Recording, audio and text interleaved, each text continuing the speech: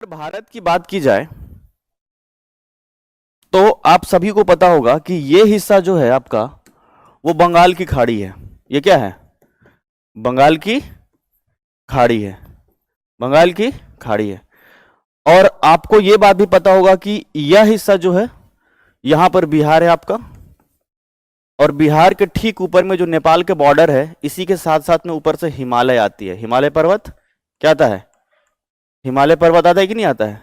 यहां से हिमालय। अब ये देखिएगा, समझने का प्रयास कीजिएगा आप सभी बच्चे। बंगाल की खाड़ी में अक्सर चक्रवात उत्पन्न होती है। अक्सर आपको देखने को मिला चक्रवात आंधी तूफान के साथ शुरू होगा, जिसे कि नार्वेस्टर भी कहा जाता है। इसको क्या कहते हैं?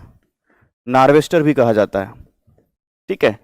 तो यहां से जो ये चक्रवात उठेगा तो ये अपने हवा के माध्यम से, देखिएगा ध्यानपूर्वक समझने की कोशिश करिएगा। ये बंगाल की खाड़ी है, पूरा समुद्र का हिस्सा भरा हुआ है पानी पूरा एकदम से।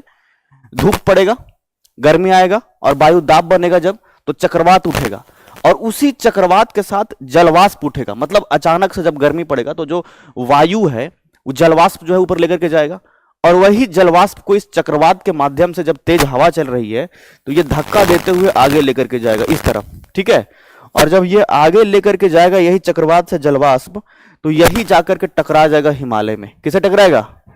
ये टकराएगा हिमालय से। ध्यान से समझिएगा, बंगाल की खाड़ी में। कहां? बंगाल की खाड़ी में जब चक्रवात उत्पन्न होगा, जिसे नार्वेस्टर कहा जाता है, जलवाष्प वाला एकदम से जो बादल तैयार होगा, जब हवा धक्का देगा तो यही जाकर के टकराएगा कहां? हिमालय में। और हिमालय में जाकर के टकराएगा तो वापस ये हवा रिटर्न होकर के लौटेगा तो सबसे पहले बिहार पकड़ाएगा।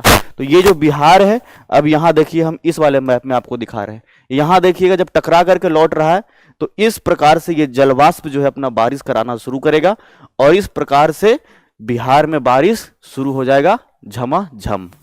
समझ गए? तो एक साथ दोनों पॉइंट क्लियर हो रहा होगा आपका। बंगाल की खाड़ी के होने की वजह से बिहार में बरसात हो रही है, पहला चीज।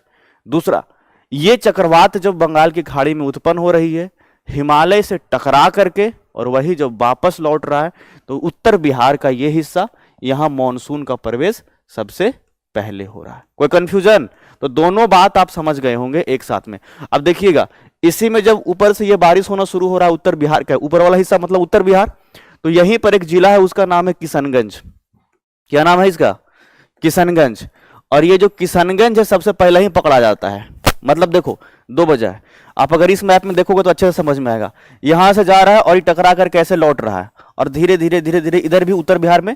तो सबसे पहला जो कॉर्नर पर ये जिला है, जो हमने पहला क्लास में आपको याद कराया होगा कि इस जिला का नाम क्या है? किशनगंज। तो सबसे पहला जिला कौन पकड़ाया? क्या पकड़ाया? किशनगंज। और जब ये किशनगंज है तो सबसे अधिक आपको वर्षा वाला जो जिला है बिहार का, वो इसी वजह से आप जानते हो कि किशनगंज है। तो अगर आपसे कोई सवाल करे कि बिहार में सर्वाधिक बारिश, सर्वाधिक वर्षा जो है कहां होता है, तो किशनगंज में। कहां होता है? किशनगंज में होता है। कारण आप समझ गए।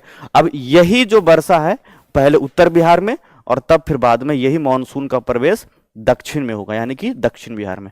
तो अमूमन आप इस बात को जानते होंगे कि उत्तर बिहार में वर्षा अधिक होता है। इसका सबसे पहला कारण क्या है कि चूंकि मानसून का प्रवेश ही उत्तर बिहार से हो रहा है।